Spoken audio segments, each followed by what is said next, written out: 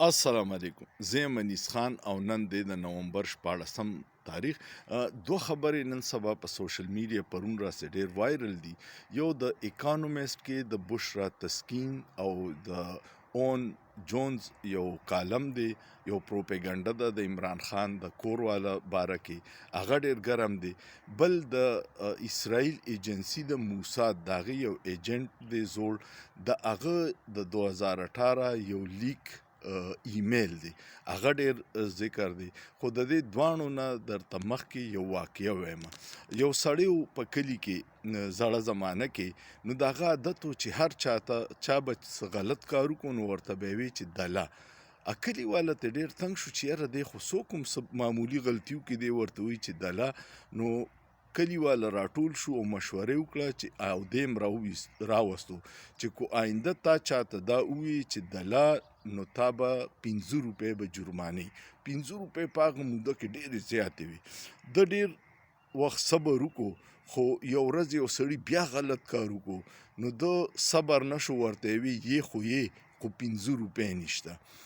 دا خبره مې دی پورې وکړه چې د بشرا تسکین او د اون جونز چې کوم دی، د چې کوم په اکانومیسټ کې کالم لیکلی د عمران خان د ښځې د بشرا بیبي پسې یو غلیظه پروپیګنډه کړې ده چې هغه جادو ټونه که یو ډېر تفصیلي کړې.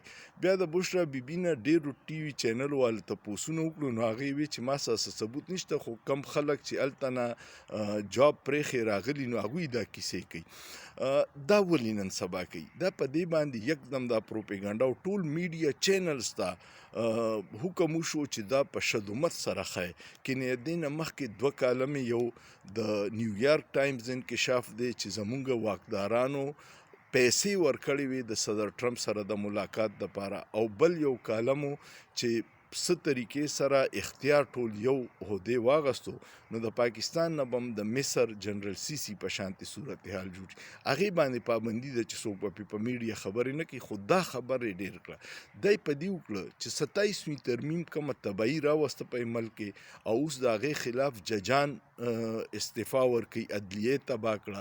بل پکې صدر زرداری او فیلډ مارشل صاحب له تا حیات استثنا ملاو شوه. پای باندې تقي عثماني صاحب بیان ورکو چې دا په شریعت کې نشته. نور علماو چې وکړو نو یره پیدا شوه چې عوام خو د دې خلاف دي ډېر زیات. نو هغه پروپیګنډه دا پروپیګنډه دی له وکړه چې هغه تاثر خلکو نه زایل شي او خلک د عمران خان او د هغه د ښځې پسې کیسې شروع کړي. دویمه خبره دا ده چې دشمن مخالف چې کله کمزرف وي او په هر میدان شکست وخوري او تا له شکست نشي درکولی، نو بیا ستا د زنانو کردار کشي شروع کړي. دغه کار اوس دوی شروع کړی دی. نو هغه سړي خبره چې دی خو دی خو 15 روپۍ نشته، دا خبره ده. په دې کې دا دغه ده چې سردار زرداری خو یو کرپټ انسان و، هغه ته خو به دی مسلم لیگ نون والا وی چې مسټر 10% دی. په سویټزرلینډ کې 60 میلیون ډالر پرتې وي، په لندن کې سیرې محل اغستې وي. دا ډېرې کیسې به دوی پیدا کیسونه جوړ کړي. اوس ولا تا حیات استثنا ورکړه، نو د هغه خو کیسې ټولې دنیا ته پته دي. خو خلک دا وایي چې لکه فیلډ مارشل صاحب خو داسې به څه کار نه کړي، نو هغوی ته ولې د استثنا ضرورت شو؟ نو د عدلیې د تبعیض نه او د یو عهدې له دومره طاقت ورکولو د دې نه توجه هټولو دپاره بشرا تسکین دا کالم را پروپیګنډې شروع کړه. د بشرا تسکین چې ته ټویټر اکاونټ وګورې، نو دا چا چې دا استعمال کړی هغوی دا زحمت نه دی کړی چې د هغې هغه زوړ ریکارډ خو یې میټاو کړی وي. هغې یو پیره دا د مسلم لیگ نون ډېره غټه سپورټره ده، او بل هغې یو پیره مونږ وایو چې دغه چې کوم دی هغه بابای قوم دی، ډاکټر عبدالقدیر خان محسن پاکستان دی. نو دی په خپل ټویټر اکاونټ هغه ته ذلیل باپ لیکلی دی. نو دا ښځه دغسې ښځه ده. دویم خبر دا دی چې کم د اسرائیل یو ایجنټ دی جیفری ایبټسن هغه یو لیک ایمیل ښکاره شوی دی چې کم کې هغه په 2018 کې وایي چې د عمران خان اقتدار ته راتله دا زمونږه لکه د یهودیانو دپاره دومره خطرناک دی څنګه چې اردوګان دی د ترکي، څنګه چې د ایران خمیني دی، څنګه چې د چاینا شي جین پی دی، او څنګه چې د روس صدر پیوټن دی. دا دومره خطرناک دی. بیا که ستاسو خیالي ارشد شریف په اول ځل دا ویلي چې لندن پلان جوړ شوی دی او د عمران خان حکومت مغربي قوتونه او زمونږ اسټیبلیشمنټ جنرال باجوا ګډ جوړ کړی او دوی به یې ختموي. په دغې انکشاف کې ارشد شریف غریب په کینیا کې سر وخوړ او شهید یې کو ځکه چې په اول ځل د دا ویلي او دغه مغربي قوتونو بیا سایفر او جنرال باجوا او بیا جنرال باجوا ټول خلک راټول کړو.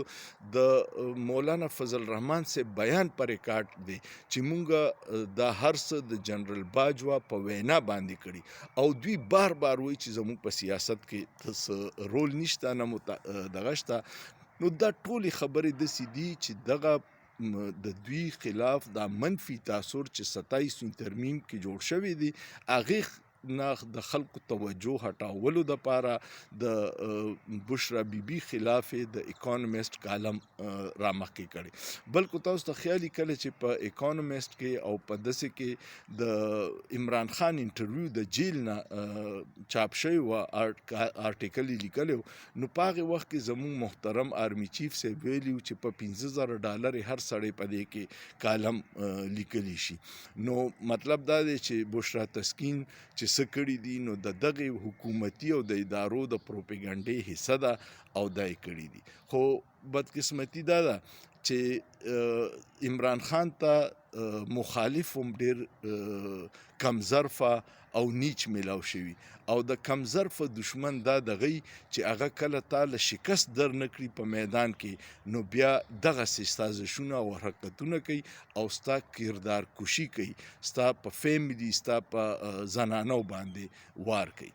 نو الله دې رحم وکړي مونږ په یو داسې نظام کې یو دومره فرسوده نظام دی چې د خپل ذات او د خپل نوکرۍ او د خپل اختیار دپاره کو ملک غر کیږي کو عوام په مصیبت کې دي هغوی سره اړو د دې پروا نشته. الله دې په دې پاکستان ډېر ښکلی ملک دی، ګلې ګلزار ملک دی، 25 کروړو عوامو ملک دی، خو 5% اشرافیه چې کوم یو فرسوده نظام دی هغې داسې طبعي جوړه کړې ده چې د عوام نه د ساه اخیستو حق هم اخیستی دی.